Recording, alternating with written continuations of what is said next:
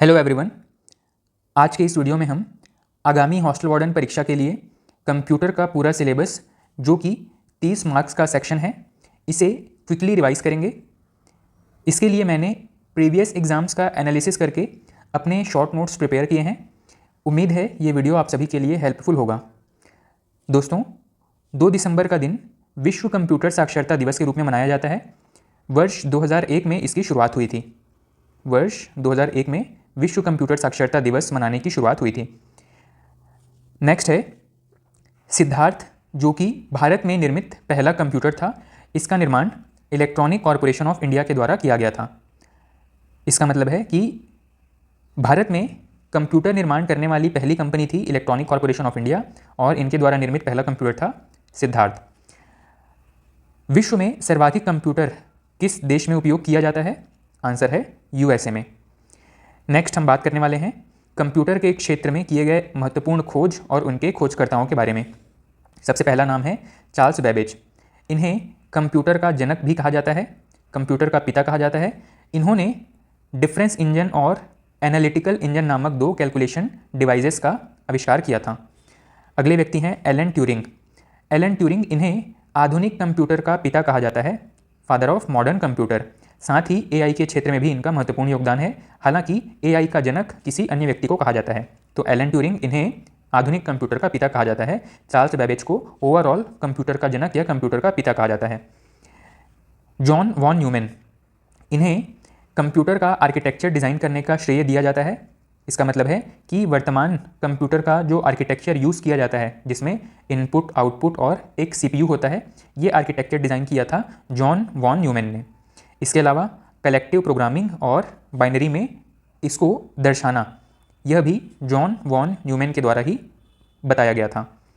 अगले व्यक्ति हैं हरमन होलेरिथ। इन्होंने अमेरिका में जनगणना का डाटा सेव करने के लिए एक सेंसस टेबुलेटर का निर्माण किया था, और यही आगे चल के IBM नाम की कंप्यूटर मैन्युफैक्चरिंग कंपनी के रूप में विकसित होती है। तो हरमन होलेरिथ का नाम याद रखेंगे, सेंसस टेबुलेटर और IBM। अगले व्यक्ति हैं H आइकेन। इनको मार्क 1 नामक कंप्यूटर डेवलप करने का श्रेय दिया जाता है। अगले व्यक्ति हैं एटनासॉफ और बेरी। ये 2 व्यक्ति हैं जिन्होंने ABC नाम का एक कंप्यूटर डेवलप किया था। इनके नाम के इनिशियल्स को लेकर के ही इसका नाम रखा गया था, एटनासॉफ बेरी कंप्यूटर। अगला आविष्कार है एनियाक। इसे डेवलप किया था एकर्ट और मोचली नाम के 2 व्यक्तियों ने। एकर्ट और मोचली, इनके द्वारा यूनिवैक और एडवैक नाम के 2 अन्य कंप्यूटर भी डेवलप किए गए थे। तो ये तीनों का नाम याद रखेंगे। एकर्ट और मोचली के द्वारा डेवलप किए गए कंप्यूटर्स में एनियाक, यूनिवैक और एडवैक, ये तीनों शामिल हैं। नेक्स्ट है एडसेक। यहाँ पे एडवैक था, यहाँ इसमें हम बात कर रहे हैं एडसेक के बारे में। एडसेक का निर्माण किया था मॉरिस विल्किंस ने। आगे सभी के बारे में हम डिटेल में चर्चा करेंगे, अभी बस इनके आविष्कारकों के नाम ध्यान रखेंगे। एडसेक का आविष्कार किया था मॉरिस विल्किंस ने। अगला है वैक्यूम ट्यूब। इसका निर्माण किया था J.A. फ्लेमिंग ने। ट्रांजिस्टर के आविष्कारक हैं शॉकले, बार्डिन और बराटिन। ये 3 व्यक्ति थे जिन्होंने मिलकर ट्रांजिस्टर का निर्माण किया था। आप सभी को पता है कि कंप्यूटर के 5 जनरेशन्स के बारे में हम पढ़ते हैं, जिसमें शुरुआत में वैक्यूम ट्यूब का आविष्कार किया गया और वैक्यूम ट्यूब को ही कंप्यूटर्स में प्रयोग किया गया। इसके बाद में ट्रांजिस्टर्स का निर्माण हुआ और इनका प्रयोग शुरू हुआ। बाद में इंटीग्रेटेड सर्किट्स का प्रयोग होना शुरू हुआ था। तो ट्रांजिस्टर के आविष्कारकों के नाम पूछे जाए तो शॉकले, बार्डिन और बराटिन, इन तीनों का नाम याद रखेंगे। नेक्स्ट है कोबोल और फोर्ट्रान। ये दोनों ही कंप्यूटर में प्रयोग किए जाने वाले लैंग्वेजेस हैं। इसका निर्माण किया था IBM ने। इंटीग्रेटेड सर्किट का निर्माण किया था जैक किल्बी ने। इंटेल 4004, ये एक माइक्रो प्रोसेसर है जिसको कि 1971 में डेवलप किया गया था। इसका नाम याद रखेंगे। इंटेल के द्वारा निर्मित पहला माइक्रो प्रोसेसर है और इसके निर्माण का श्रेय जाता है M.E. हॉफ, फ्रेडरिक फॉगिन, स्टेन मैजोर, इन तीनों के द्वारा इंटेल 4004 नाम का माइक्रो प्रोसेसर डेवलप किया गया था। हालांकि यहाँ पे इन तीनों का नाम याद ना रहे तो भी चलेगा, इसको जरूर याद रखेंगे, इस सीरीज़ को याद रखेंगे। इंटेल 4004 ये इंटेल का पहला माइक्रो प्रोसेसर था। इसके अलावा भारत में निर्मित सबसे पहला माइक्रो प्रोसेसर या पहला स्वदेशी माइक्रो प्रोसेसर कौन सा था? इसका नाम था शक्ति। नेक्स्ट है जॉन मैकार्थी। इनको AI का जनक कहा जाता है, इसको याद रखेंगे। जॉन मैकार्थी AI के जनक हैं। नेक्स्ट है सेमोर क्रे। इन्हें सुपर कंप्यूटर का जनक कहा जाता है। क्रे सीरीज़ का सुपर कंप्यूटर जो कि यूएसए के द्वारा निर्मित किया जाता है।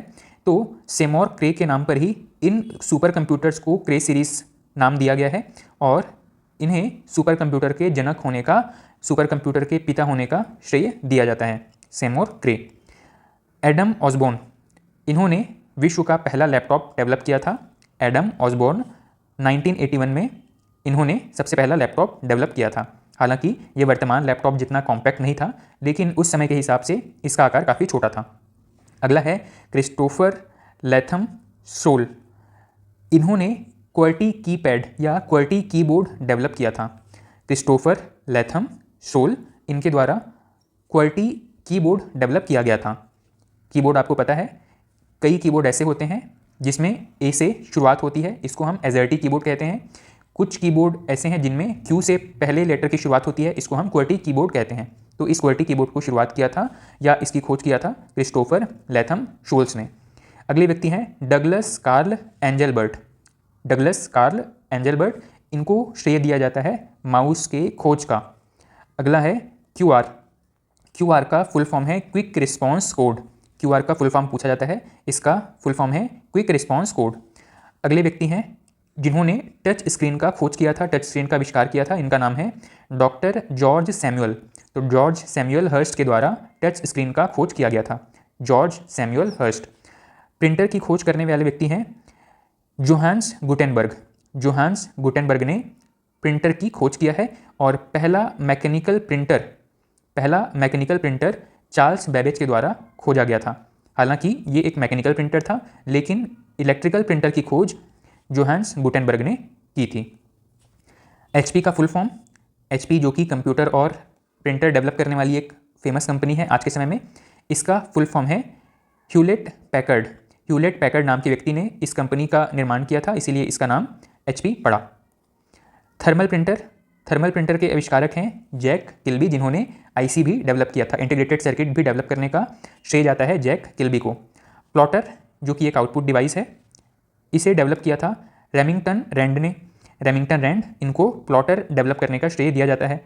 यूनिक्स जो कि एक ऑपरेटिंग सिस्टम है, इसे डेवलप किया था केन थॉमसन और डेनिस रिची ने। केन थॉमसन और डेनिस रिची, इनके द्वारा डेवलप किया गया था यूनिक्स या यूनिक्स ऑपरेटिंग सिस्टम। अगला है लिनक्स। लिनक्स को डेवलप किया था लिनक्स टॉरवेल्ड्स के द्वारा।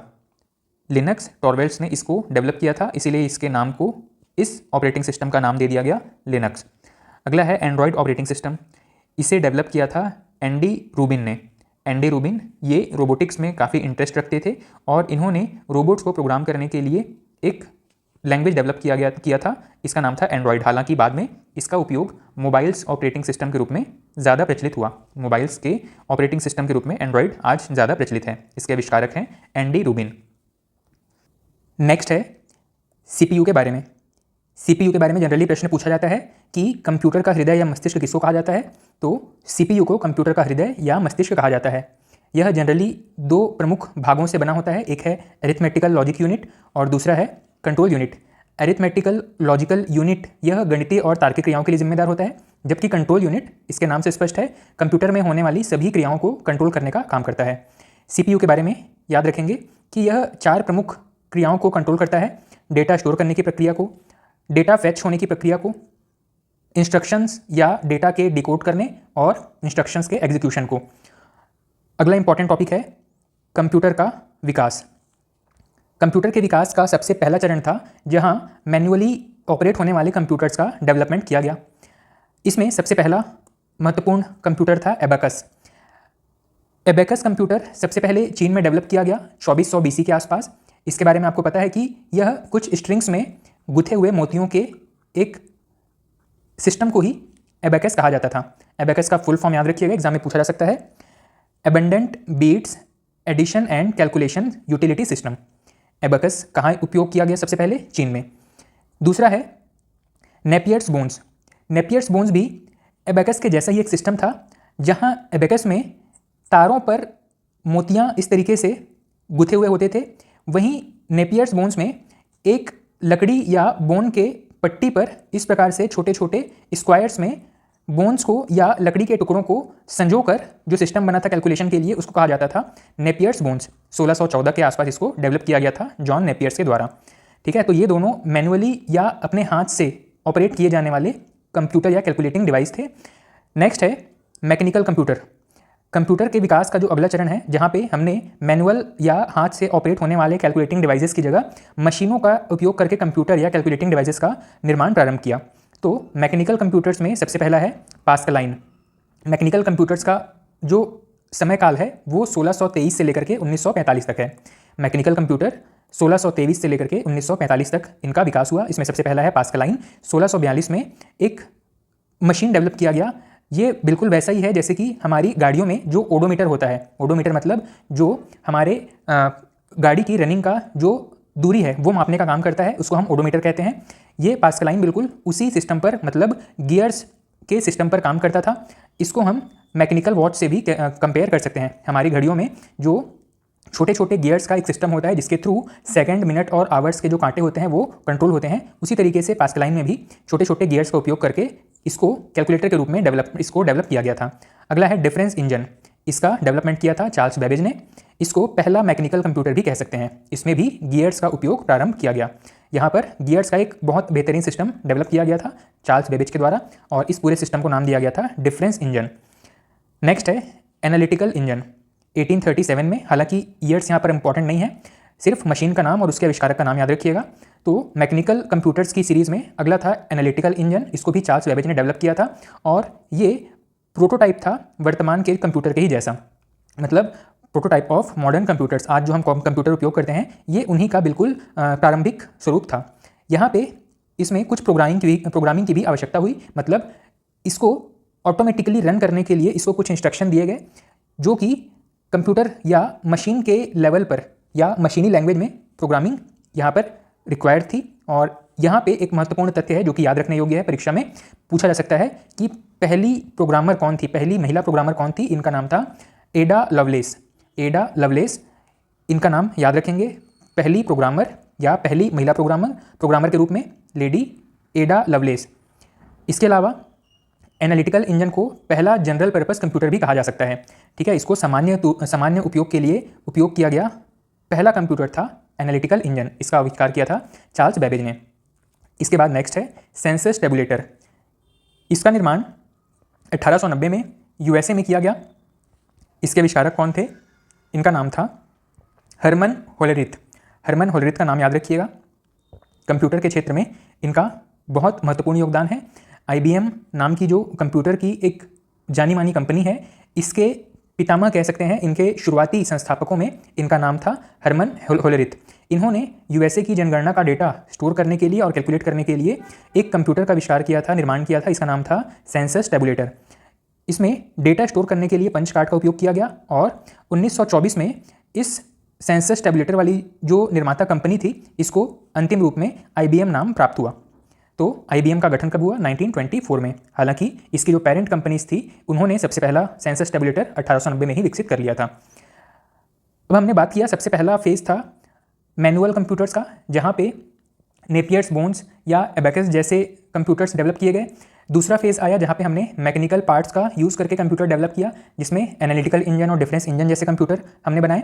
उसके बाद में तीसरा फेज है जहाँ पे बिजली और मैकेनिकल पार्ट दोनों के उपयोग से, मतलब इलेक्ट्रॉनिक से चलने वाले पार्ट और जहाँ पे मैकेनिकल गियर्स या मैकेनिकल सिस्टम का उपयोग हो, ऐसे कंप्यूटर्स का डेवलपमेंट हुआ। मतलब ये इलेक्ट्रोमैकेनिकल कंप्यूटर्स थे। मतलब यहाँ पे कंप्यूटर का जो तीसरा फेज था इसमें इलेक्ट्रॉनिक कंपोनेंट्स का भी उपयोग हुआ और मैकेनिकल कंपोनेंट्स का भी उपयोग हुआ। इसे हम तीसरे फेज के रूप में याद रखेंगे। इलेक्ट्रोमैकेनिकल कंप्यूटर्स में सबसे पहला कंप्यूटर था मार्क 1। इसे IBM ने 1937 में डेवलप किया था और इसके निर्माता थे Howard H Aiken. Howard H Aiken इनका नाम याद रखिएगा। मार्क 1 के आविष्कारक H आइकेन या Howard H Aiken Howard university के एक प्रोफेसर थे और इसके बारे में हम यह कह सकते हैं कि ये पहला fully automatic large scale calculator था। ठीक है, इसके अलावा IBM ने इसे ऑटो सीक्वेंस कंट्रोल्ड कंप्यूटर भी कहा था। IBM के द्वारा इसको ऑटो सीक्वेंस कंट्रोल्ड कंप्यूटर नाम भी दिया गया था। ठीक है, तो इलेक्ट्रोमैकेनिकल कंप्यूटर क्या है? जिसमें इलेक्ट्रॉनिक कंपोनेंट्स का भी उपयोग हो रहा है और मैकेनिकल कंपोनेंट्स का भी उपयोग हो रहा है, मतलब गियर जैसे कुछ कैलकुलेशन सिस्टम का प्रयोग किया जा रहा है। इसका एग्जांपल क्या है? इलेक्ट्रोमैकेनिकल कंप्यूटर्स का एग्जाम्पल है मार्क 1। ठीक, इसके बाद में अब मैकेनिकल पार्ट्स को कंप्यूटर से अलग करके और पूरे सिस्टम को इलेक्ट्रॉनिक फॉर्म में ट्रांसफॉर्म किया जाना शुरू हुआ। इस फेज को हम कहते हैं इलेक्ट्रॉनिक कंप्यूटर्स का एज या इलेक्ट्रॉनिक कंप्यूटर्स के विकास का युग। सबसे पहला एग्जाम्पल था ABC, Atanasoff and Berry computer. ABC का फुल फॉर्म क्या है? Atanasoff Berry computer. इसके बारे में याद रखेंगे कि यह पहला इलेक्ट्रॉनिक डिजिटल कंप्यूटर था। इसे 1937 में प्रोटोटाइप के रूप में इसका प्रयोग किया गया और 42 में इसको फुल्ली डेवलप कर लिया गया। इसे निर्माण करने वाले दो लोगों का नाम है प्रोफेसर जॉन एटनासॉफ और क्लिफ बेरी। प्रोफेसर और ये इनके स्टूडेंट थे क्लिफ बेरी। प्रोफेसर जॉन एटनासॉफ और स्टूडेंट थे क्लिफ बेरी, दोनों ने मिलकर ABC कंप्यूटर का निर्माण किया था और इस कंप्यूटर में वैक्यूम ट्यूब्स का प्रयोग किया गया था। नेक्स्ट कंप्यूटर है ENIAC। जनरली प्रश्न पूछता है कि ENIAC का फुल फॉर्म बताइए, तो ENIAC का फुल फॉर्म है electronic numerical integrator and automatic computer. ENIAC का फुल फॉर्म क्या है? Electronic numerical integrator and automatic computer. इसका निर्माण किया गया था 1945 में। अब यहाँ से कुछ चीज़ें महत्वपूर्ण हैं, जैसे कि ENIAC का डेवलपमेंट का ईयर याद रखिएगा, किन्होंने इसका आविष्कार किया था ये याद रखिएगा, और इसमें किस प्रकार के इलेक्ट्रॉनिक कंपोनेंट्स का यूज़ हुआ था इसको भी याद रखेंगे। ठीक है, ABC कंप्यूटर से ही वैक्यूम ट्यूब का प्रारंभ हो चुका था और ENIAC में भी वैक्यूम ट्यूब्स का प्रयोग किया गया था इलेक्ट्रॉनिक कंपोनेंट के रूप में। ENIAC का फुल फॉर्म मैंने बता दिया। इसके आविष्कारक में दो लोगों का नाम JP एकर्ट और जॉन मोचली, इन दोनों का नाम याद रखिएगा। इन्होंने मिलकर कई सारे कंप्यूटर डेवलप किए थे। ENIAC के बारे में याद रखेंगे कि यह पहला जनरल पर्पस इलेक्ट्रॉनिक कंप्यूटर था। ठीक है, ये इलेक्ट्रॉनिक कंप्यूटर था जो कि सामान्य लोगों के लिए उपयोग किया जा सकता था। इसके अलावा इसमें वैक्यूम ट्यूब का प्रयोग किया गया था, इसके बारे में हम बात कर चुके हैं। नेक्स्ट है यूनिवैक के बारे में। इलेक्ट्रॉनिक कंप्यूटर्स की सीरीज़ में ENIAC के बाद में कई कंप्यूटर्स डेवलप किए गए, लेकिन ENIAC के बाद में सबसे पहला EDSEC का डेवलपमेंट हुआ था। EDSEC के बाद में यूनिवैक और यूनिवैक के बाद में EDVAC का डेवलपमेंट हुआ था। तो सबसे पहले हम बात कर लेते हैं EDSEC के बारे में। EDSEC का फुल फॉर्म है electronic delay storage auto calculator. इसे 1947 में डेवलप किया गया था। फुल फॉर्म जरूर याद रखिएगा, electronic delay storage auto calculator. इसका निर्माण किया था मॉरिस विल्किंस ने। यह एक सामान्य उद्देश्य इलेक्ट्रॉनिक कंप्यूटर था। इसके बाद में यूनिवैक का फुल फॉर्म था universal auto computer, universal automatic computer. 1949 में इसको डेवलप किया गया। इसे डेवलप करने वालों में थे प्रोफेसर एकर्ट और मोचली। इसको प्रथम कमर्शियल कंप्यूटर का दर्जा प्राप्त है। इसके बाद में EDVAC नाम का कंप्यूटर डेवलप किया गया। इसका फुल फॉर्म है electronic discrete variable automatic computer. Electronic discrete variable automatic computer परीक्षाओं में फुल फॉर्म पूछे जाते हैं, तो जहाँ पे भी फुल फॉर्म लिखा हुआ है उसको जरूर याद रखिएगा। 1952 में इसे डेवलप किया गया और इसे डेवलप करने वालों में थे प्रोफेसर एकर्ट और जॉन मोचली। इसके अलावा यह वॉन न्यूमैन के सिद्धांतों पर आधारित कंप्यूटर था। इसको प्रारंभिक प्रोग्रामेबल डिजिटल कंप्यूटर का दर्जा भी प्राप्त है। तो जितने कंप्यूटर्स का नाम मैंने बताया उसके कम से कम फुल फॉर्म और उनके आविष्कारक का नाम जरूर याद रखिएगा। नेक्स्ट, जहाँ से प्रश्न बहुत ज़्यादा मात्रा में पूछे जाते हैं, ये हमारा टॉपिक है कंप्यूटर की पीढ़ियाँ। कंप्यूटर या जनरेशन्स ऑफ कंप्यूटर, कंप्यूटर की पीढ़ियाँ या जनरेशन्स ऑफ कंप्यूटर। इसमें 1940s के बाद जो इलेक्ट्रॉनिक कंप्यूटर डेवलप होने शुरू हुए हैं, इन्हीं के बारे में हम कंप्यूटर की पीढ़ियों के अंतर्गत अध्ययन करते हैं। तो सबसे पहली पीढ़ी है 1946 से 56 तक, 1946 से 56 तक का जो समय है, इसको हम कंप्यूटर के विकास की प्रथम पीढ़ी कहते हैं, जहाँ पे इलेक्ट्रॉनिक कंपोनेंट के रूप में कंप्यूटर्स में वैक्यूम ट्यूब का प्रयोग सर्वाधिक हुआ है। वैक्यूम ट्यूब का आविष्कार किसने किया था? महत्वपूर्ण प्रश्न है, इसके बारे में हम बात कर चुके हैं। जॉन एम्ब्रोस फ्लेमिंग या J.A. फ्लेमिंग ने वैक्यूम ट्यूब का आविष्कार किया था और इसका प्रयोग हमने देखा ENIAC में किया गया था। इसके अलावा इस कंप्यूटर में मशीन लैंग्वेज और असेंबली लैंग्वेज का प्रयोग किया गया था। इसे प्रोग्राम करने वाले व्यक्ति थे डॉक्टर ग्रेस हॉपर। ठीक, प्रथम पीढ़ी के कंप्यूटर्स में मशीन लैंग्वेज और असेंबली लैंग्वेज का प्रयोग किया गया था। इसे प्रोग्राम किया था डॉक्टर ग्रेस हॉपर ने। इसके अलावा इसमें डेटा स्टोर करने के लिए मैग्नेटिक ड्रम और पंच कार्ड का प्रयोग किया गया था। तो प्रथम पीढ़ी के बाद कंप्यूटर में 2-3 चीज़ें हैं जो सर्वाधिक पूछी जाती हैं। सबसे पहला चीज़ कि इसमें इलेक्ट्रॉनिक कंपोनेंट्स के रूप में वैक्यूम ट्यूब का प्रयोग किया गया था। वैक्यूम ट्यूब का आविष्कार किसने किया था? इसके अलावा वैक्यूम ट्यूब का सबसे पहला प्रयोग किसमें हुआ था? ENIAC में। और डेटा स्टोरेज के लिए इसमें किन चीज़ों का प्रयोग होता था? तो मैग्नेटिक ड्रम और पंच कार्ड का प्रयोग होता था फर्स्ट जनरेशन के कंप्यूटर्स में। नेक्स्ट है सेकंड जनरेशन के कंप्यूटर। 1956 से लेकर के 64 तक इनका डेवलपमेंट हुआ। इस पीढ़ी के कंप्यूटरों में ट्रांजिस्टर्स का प्रयोग किया गया था। इसका मतलब अब हमको ये समझ में आ रहा है कि जो कंप्यूटर्स के जो जनरेशन है, इसमें कौन से इलेक्ट्रॉनिक कंपोनेंट का यूज़ हुआ है, उसी के आधार पर इसको हम जनरेशन्स के तौर पे क्लासीफाई कर सकते हैं। मतलब प्रथम पीढ़ी के कंप्यूटर्स में केवल वैक्यूम ट्यूब का प्रयोग हुआ, द्वितीय पीढ़ी के कंप्यूटर में, या यूं कहें कि जब ट्रांजिस्टर का प्रयोग शुरू हुआ उस दौरान से लेकर के जब तक ट्रांजिस्टर का प्रयोग हुआ उस समय तक को हम द्वितीय पीढ़ी कह रहे हैं। तो ट्रांजिस्टर का खोज किसने किया था? तो शॉकले, बार्डिन और बैराटिन ने, इन तीनों वैज्ञानिकों ने ट्रांजिस्टर का खोज किया था। हालांकि इसमें सिर्फ आप याद रखिएगा कि ट्रांजिस्टर का प्रयोग किस जनरेशन में किया गया था। तो सेकंड जनरेशन में ट्रांजिस्टर का प्रयोग किया गया। इसमें बैच प्रोसेसिंग ऑपरेटिंग सिस्टम का प्रयोग किया गया था। द्वितीय पीढ़ी के कंप्यूटर में बैच प्रोसेसिंग ऑपरेटिंग सिस्टम का प्रयोग किया गया। महत्वपूर्ण प्रश्न है, कीवर्ड्स को जरूर ध्यान रखिएगा। इसके अलावा यहाँ पर हाई लेवल लैंग्वेज के रूप में फोर्ट्रॉन, कोबोल और एल्गोल, इन प्रोग्रामिंग लैंग्वेजेस का भी प्रयोग किया गया। इसमें डेटा स्टोर करने के लिए मैग्नेटिक डिस्क और पंच कार्ड का प्रयोग किया गया। नेक्स्ट है थर्ड जनरेशन, 1964 से लेकर के 71 तक का जो समय है, जहाँ पे इंटीग्रेटेड सर्किट का प्रयोग किया गया था। इस समय को हम कहते हैं कंप्यूटर के विकास की तृतीय पीढ़ी, 64 से लेकर के 71। इसका मोटा मोटा अंदाजा रखिएगा कि कब से लेकर के कब तक ये समय था, क्योंकि यहाँ से भी प्रश्न पूछे गए हैं कि प्रथम पीढ़ी का कंप्यूटर कब से कब तक विकसित हुआ, द्वितीय पीढ़ी कब से कब तक था, तृतीय पीढ़ी कब से कब तक था। इस प्रकार के प्रश्न पूछे जाते हैं। तो आईसी का आविष्कार किया गया था जैक किल्बी के द्वारा, जो कि थर्ड जनरेशन कंप्यूटर में उपयोग किया गया। भाषाओं की बात करें तो इस जनरेशन के कंप्यूटर्स में कोबोल, फोर्ट्रान, बेसिक, पास्कल, सी इत्यादि भाषाओं का प्रयोग किया गया कंप्यूटर्स को प्रोग्राम करने के लिए। यहाँ पे मल्टी प्रोसेसिंग ऑपरेटिंग सिस्टम्स का प्रयोग किया गया। ये ऑपरेटिंग सिस्टम टाइम शेयरिंग के कॉन्सेप्ट पर बेस्ड थे। मतलब हर एक टास्क को कुछ समय एलोकेट किया जाता था, उसके बाद में नेक्स्ट टास्क को परफॉर्म किया जाता था। ठीक है, इस प्रकार सीक्वेंस में कई सारे टास्क को यहाँ पर परफॉर्म किया जाता था टाइम शेयरिंग के कॉन्सेप्ट पर। यहाँ पे डेटा स्टोर करने के लिए मैग्नेटिक डिस्क और मैग्नेटिक टेप का भी प्रयोग किया जाता था। नेक्स्ट है चौथी पीढ़ी के कंप्यूटर्स, 1971 से लेकर के 85 तक इनका विकास हुआ। यहाँ पे very large scale integrated circuits का प्रयोग किया गया। ठीक है, इससे पहले हमने देखा कि यहाँ पे आईसी का प्रयोग होता था। आईसी जो है वो इंटीग्रेटेड सर्किट, जिसमें कि बहुत सारे ट्रांजिस्टर्स को एक छोटे से चिप में इंटीग्रेट किया जाता है, इसको हम कहते हैं इंटीग्रेटेड सर्किट। जब इस सर्किट का प्रयोग व्यापक रूप में या बड़े स्तर पर किया गया, या छोटे से सर्किट में बहुत सारे ट्रांजिस्टर्स का उपयोग होना शुरू हुआ, इस कॉन्सेप्ट को हमने नाम दिया very large scale integrated circuit.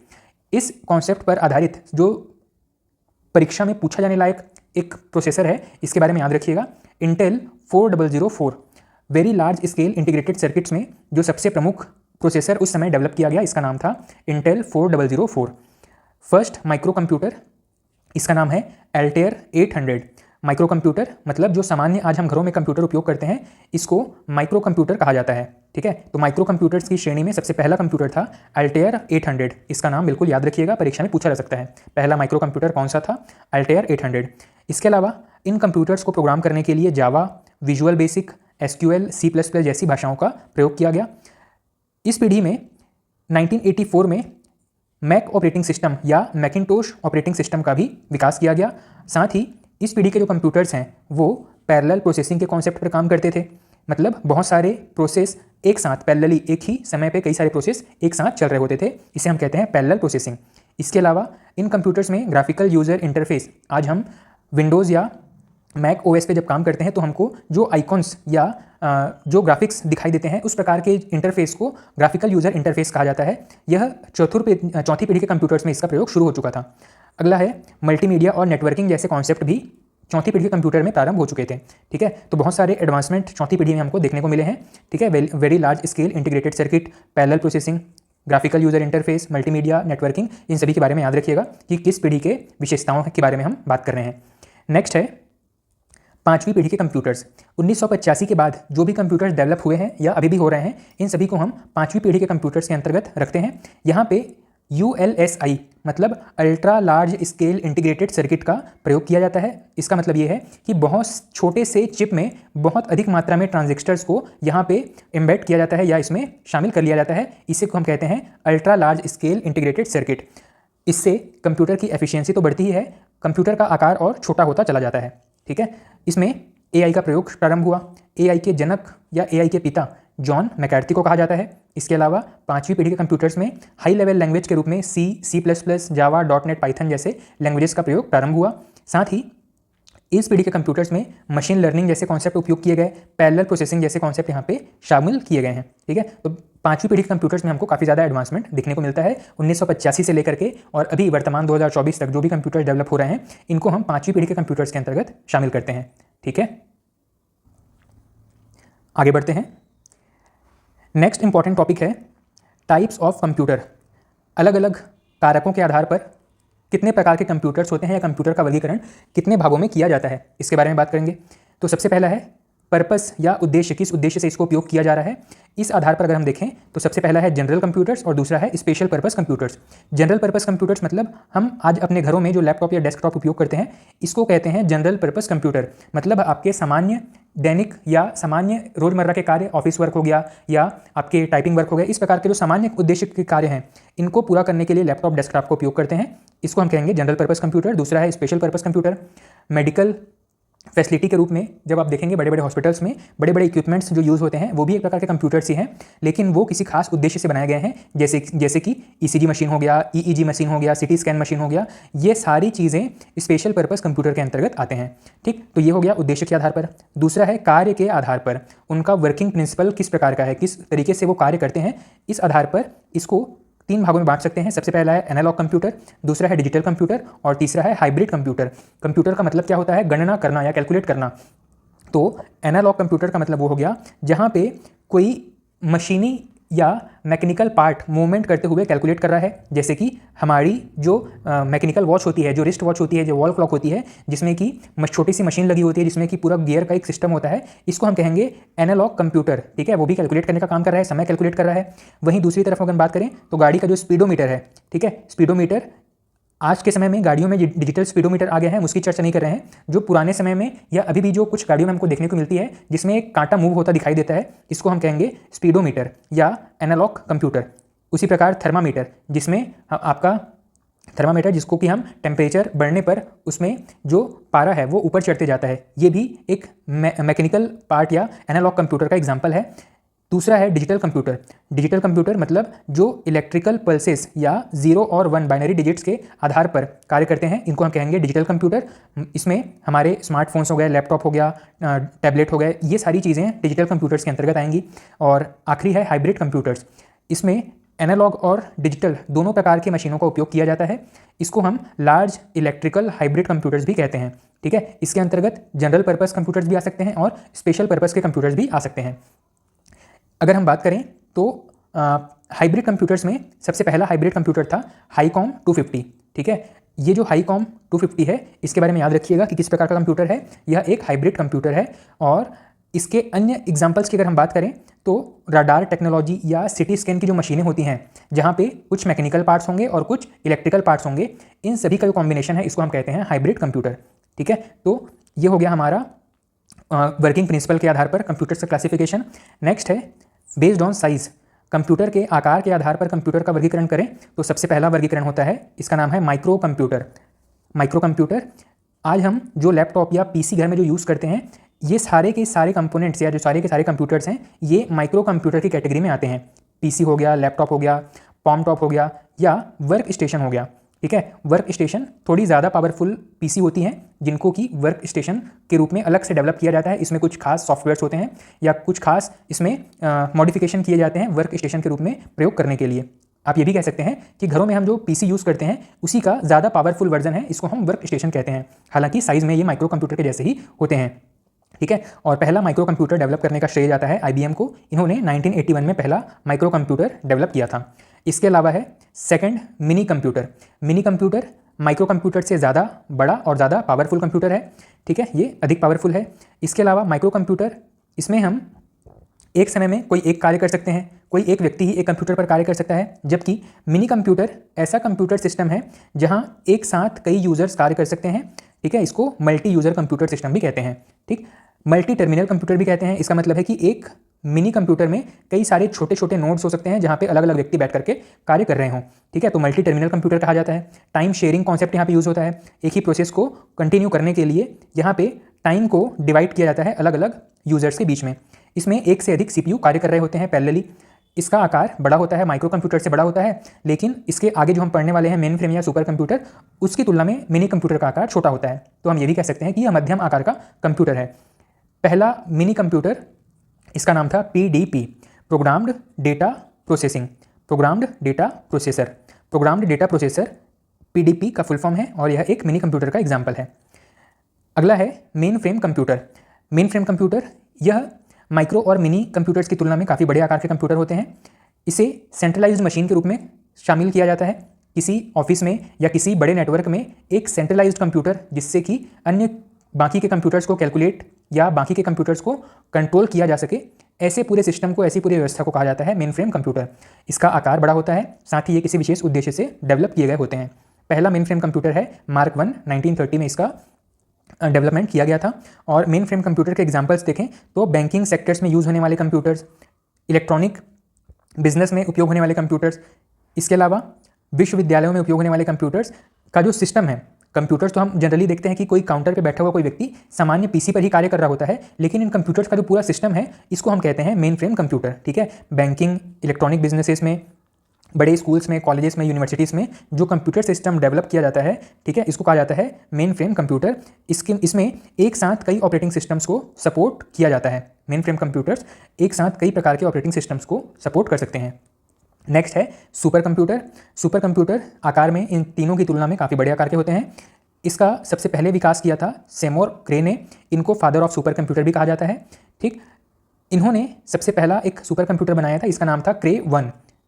अपने नाम के अंतिम अक्षर सेमोर क्रे से इन्होंने क्रे शब्द लिया और इसी नाम पर सुपर कंप्यूटर का नाम रखा क्रे 1। 1979 में क्रे 1 को डेवलप किया गया था। इसको हम कह सकते हैं कि प्रथम सुपर कंप्यूटर CDC 6000 था। ठीक है, जिसको कि क्रे 1 भी कहा जाता है, CDC 6000 या क्रे 1। ठीक, इसका जो स्पीड होता है इसको पेटाफ्लॉप्स में मापा जाता है। सुपर कंप्यूटर्स की स्पीड को वर्तमान में पेटाफ्लॉप्स में मापा जाता है। हालांकि अगर पूछा जाए कि फ्लॉप्स किससे संबंधित है तो ये कंप्यूटर की स्पीड को दर्शाते हैं। ठीक है, तो सुपर कंप्यूटर कई सारे जो अलग अलग देशों के सुपर कंप्यूटर हैं, भारत के सुपर कंप्यूटर हैं, वहाँ से प्रश्न पूछे जाते हैं, तो इसके बारे में हम बात करते हैं। भारत में सुपर कंप्यूटर्स की अगर बात करें तो भारत का सबसे पहला सुपर कंप्यूटर था, इसका नाम था परम 8000। परम का फुल फॉर्म था पैरेलल मशीन 8000, यह भारत का पहला सुपर कंप्यूटर था। इसका विकास किया गया था 1991 में सीडैक पुणे के द्वारा। सीडैक की स्थापना 1988 में की गई थी और भारत में सुपर कंप्यूटर के जनक कहे जाते हैं विजय भाटकर। भारत में सुपर कंप्यूटर के जनक विजय भाटकर। इसके अलावा भारत के अन्य प्रसिद्ध सुपर कंप्यूटर्स हैं आदित्य, अनुपम, सागा, एका, विर्गो, विक्रम, भास्कर, पेस, परम पूरी सीरीज़ है, परम 8000, 10000, तो परम सीरीज़। इसके अलावा फ्लो सॉल्वर, इन सभी को भारत के सुपर कंप्यूटर्स के रूप में डेवलप किया गया है। साथ ही भारत का जो सबसे तेज सुपर कंप्यूटर है इसका नाम है परम प्रवेगा वर्तमान में भारत का सबसे तेज सुपर कंप्यूटर है। अगर हम बात करें कि विश्व का सबसे तेज सुपर कंप्यूटर कौन सा है तो ये अमेरिका के पास है, इसका नाम है फ्रंटियर। याद रखिएगा, परीक्षा की दृष्टि से बहुत महत्वपूर्ण प्रश्न बन सकता है। फ्रंटियर किस देश का है और USA का सबसे तेज सुपर कंप्यूटर कौन सा है, तो फ्रंटियर। अगर हम बात करें विश्व के 3 सबसे तेज सुपर कंप्यूटर्स की तो एक है फ्रंटियर जो कि USA का है, लूमी 3rd नंबर पर है, यह भी USA का है, और 2nd नंबर पर है फुगाकू, यह जापान का सुपर कंप्यूटर है। तो इन तीनों का क्रम याद रखिएगा, फ्रंटियर, फुगाकू और लूमी। ये विश्व के टॉप 3 सुपर कंप्यूटर्स हैं अगस्त 2024 तक की कंडीशन में। नेक्स्ट है एम्बेडेड सिस्टम के बारे में अगर हम बात करें तो एम्बेडेड सिस्टम क्या होता है, किसी विशेष कार्य के लिए, विशेष उद्देश्य के लिए डेवलप किया गया जो सिस्टम है, जो प्रोसेसर है, इसको हम कहते हैं एम्बेडेड सिस्टम। इसमें माइक्रो कंट्रोलर और माइक्रो प्रोसेसर ये सब कुछ एक ही चिप के अंदर डेवलप किया जाता है। इसमें 3 प्रमुख कंपोनेंट्स होते हैं, एक है हार्डवेयर, एक है सॉफ्टवेयर और एक है RTOS या रियल टाइम ऑपरेटिंग सिस्टम।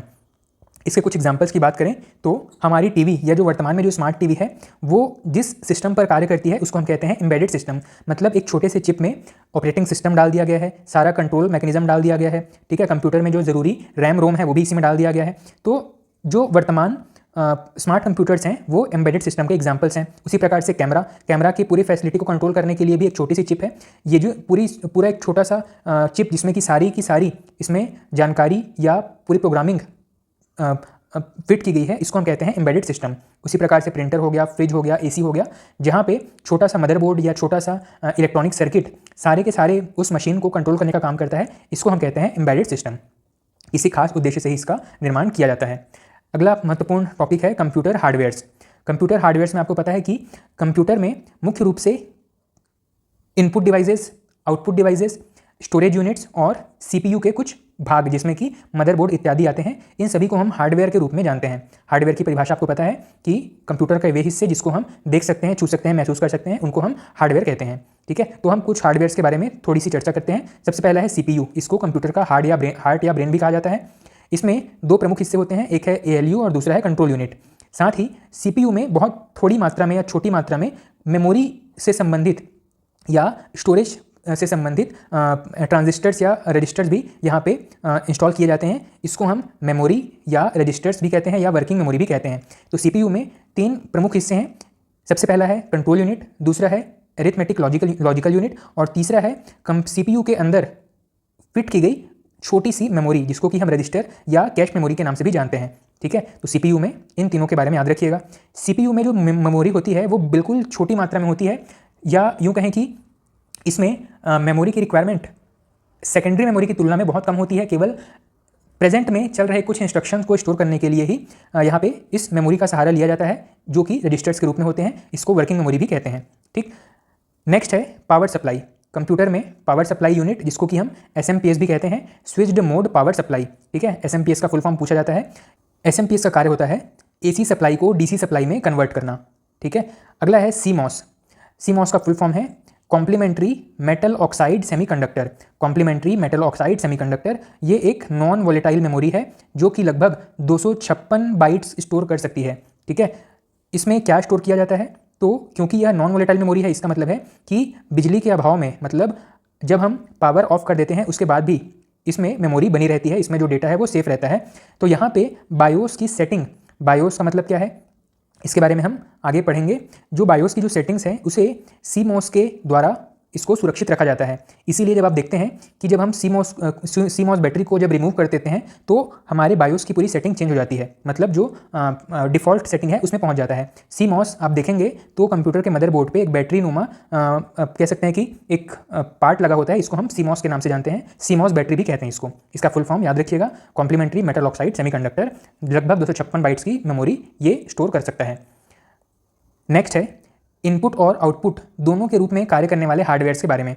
सबसे पहला है CD या DVD, pen drive, modem, touch screen और डिजिटल कैमरा।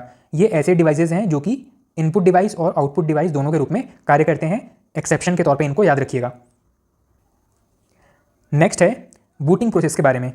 जब हम कंप्यूटर में पावर बटन ऑन करते हैं और CPU में पावर बटन जब हम दबाते हैं, यहाँ से एक प्रक्रिया शुरू होती है जो कि कंप्यूटर के विंडोज स्क्रीन आने तक चलते रहती है।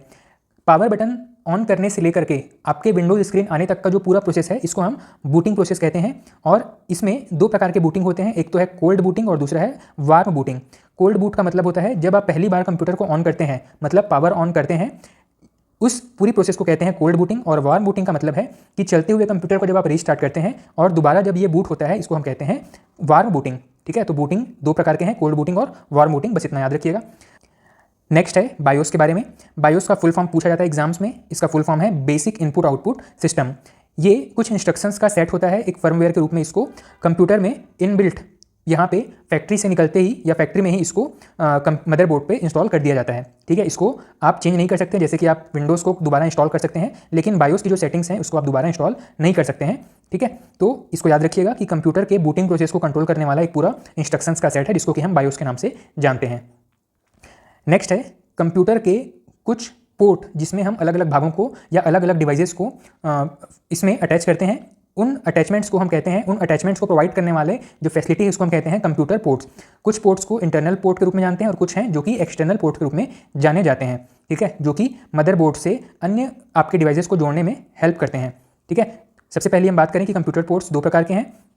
सबसे पहला है वर्चुअल पोर्ट जो कि नेटवर्किंग में उपयोग होता है, जैसे कि FTP file transfer protocol, TCP/IP, DNS, SMTP, HTTP, SFTP। इन सभी के बारे में हम आगे हम वीडियो में डिटेल से डिस्कशन करेंगे। फिलहाल आप याद रखिएगा कि कंप्यूटर में जो पोर्ट हैं जिसमें हम अदर डिवाइसेस को कनेक्ट कर सकते हैं वो 2 प्रकार के हैं। सबसे पहला है वर्चुअल पोर्ट और दूसरा है फिजिकल पोर्ट। फिजिकल पोर्ट मतलब मदरबोर्ड में ही आप अन्य डिवाइसेस को यहाँ पे कनेक्ट कर सकते हैं केबल या तार के माध्यम से, और वर्चुअल पोर्ट में किसी तार का उपयोग नहीं किया जाता है। ठीक है, सबसे पहला है USB एग्जाम्पल में सबसे पहले है USB port, LAN port, VGA port, HDMI port, DVI port, audio port, SCSI port. ये सारे ऐसे कनेक्शंस के पोर्ट हैं जिसके द्वारा हम अलग अलग डिवाइसेस को कंप्यूटर के मदरबोर्ड से कनेक्ट कर सकते हैं। फिजिकल पोर्ट में सबसे पहला है सीरियल पोर्ट। सीरियल पोर्ट ऐसे पोर्ट्स होते हैं जहाँ पे केवल एक बिट डाटा यहाँ पे ट्रांसफर होता है और यह डेटा ट्रांसफर का बहुत स्लो माध्यम है। दूसरा है पैरेलल पोर्ट, जहाँ पे कई सारे बिट डेटा एक साथ ट्रांसफर हो सकते हैं, कई बिट डेटा एक साथ ट्रांसफर हो सकते हैं, इसको हम कहते हैं पैरेलल पोर्ट। अगला है SCSI port, small computer system interface, इसको एप्पल कंप्यूटर्स में उपयोग किया जाता था। अगला है PS2 पोर्ट। आज हम USB के द्वारा अपने कंप्यूटर में कीबोर्ड और माउस को कनेक्ट करते हैं। किसी भी USB पोर्ट में आप इसको कनेक्ट करेंगे तो चल जाता है, लेकिन पहले के कंप्यूटर्स में मदरबोर्ड में कीबोर्ड और माउस को कनेक्ट करने के लिए दो अलग राउंड शेप के 6 पिन वाले पोर्ट होते थे, उसको कहते थे PS2 पोर्ट। अगला है eSATA port, external serial advanced technology attachment. ये है eSATA का full form, external serial advanced technology attachment. इसको eSATA का उपयोग किया जाता है फास्ट डाटा ट्रांसफर के लिए। ठीक है, कंप्यूटर के फील्ड में जैसे जैसे एडवांसमेंट आना शुरू हुआ, नए आविष्कार होने शुरू हुए, उसी तरीके से यहाँ पे डेटा ट्रांसफर की स्पीड की डिमांड बढ़ती चली गई और उसी क्रम में SATA पोर्ट का डेवलपमेंट शुरू हुआ। eSATA पोर्ट इसी का एडवांस्ड वर्जन है जहाँ पे तेजी से डाटा को ट्रांसफर करने के लिए प्रयोग किया जाता है eSATA पोर्ट का। अगला है USB, इसका फुल फॉर्म पूछा जाता है परीक्षाओं में, यूनिवर्सल सीरियल बस। इसे एक भारतीय व्यक्ति अजय भट्ट के द्वारा, जो कि अमेरिका में कार्यरत थे, इनके द्वारा डेवलप किया गया था। मतलब USB का डेवलपमेंट किसके द्वारा किया गया है? अजय भट्ट के द्वारा। USB का फुल फॉर्म है यूनिवर्सल सीरियल बस। इसमें भी कई प्रकार के वर्जन्स हैं, USB 1.0, 2.0, 3.0। समय के साथ साथ इनकी स्पीड इंक्रीज होती चली गई है। USB 1.0 183 kbps की स्पीड देता था, 2.0 में 480 mbps की स्पीड प्राप्त होती थी और USB 3.0 में 640 mbps की स्पीड प्राप्त हो जाती है। ठीक है, अगला है VGA पोर्ट। VGA पोर्ट, इसको हम कहते हैं विजुअल ग्राफिक्स एरे या विजुअल ग्राफिक्स एडाप्टर। ये दोनों नाम याद रखिएगा, दोनों फुल फॉर्म पूछे जा सकते हैं। जो भी फुल फॉर्म आपके एग्जाम में या ऑप्शंस में दिया गया हो वो करेक्ट है।